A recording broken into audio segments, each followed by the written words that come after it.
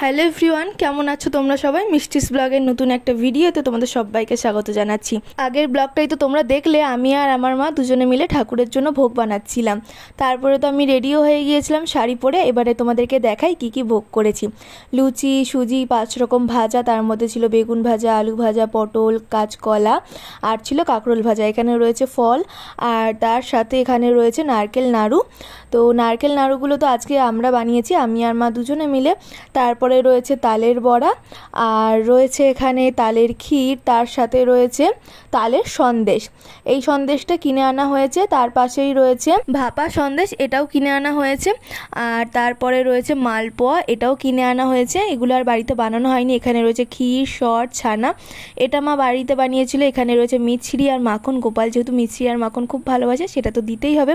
আমি আর আমার মা যতটুকু পেরেছি আমাদের সাধ্য মতো আমরা গোপালকে আজকে ভোগ নিবেদন করেছিলাম। তো আমরা কিন্তু রাতের দিকে ভোগ নিবেদন করেছিলাম, প্রায় 8টার দিকে, 8টা সাড়ে 8টার দিকে। এখন আমার মা ভোগ নিবেদন করে ঠাকুরকে আরতি করবে। তো আজকের ভিডিওটা তোমাদের কেমন লাগলো অবশ্যই কমেন্ট করে জানিও। তোমরা কারা কারা বাড়িতে জন্মাষ্টমী করলে সেটাও অবশ্যই কমেন্ট করে জানিও। ভালো লাগলে লাইক করো, শেয়ার করো। আবার দেখা হবে খুব তাড়াতাড়ি।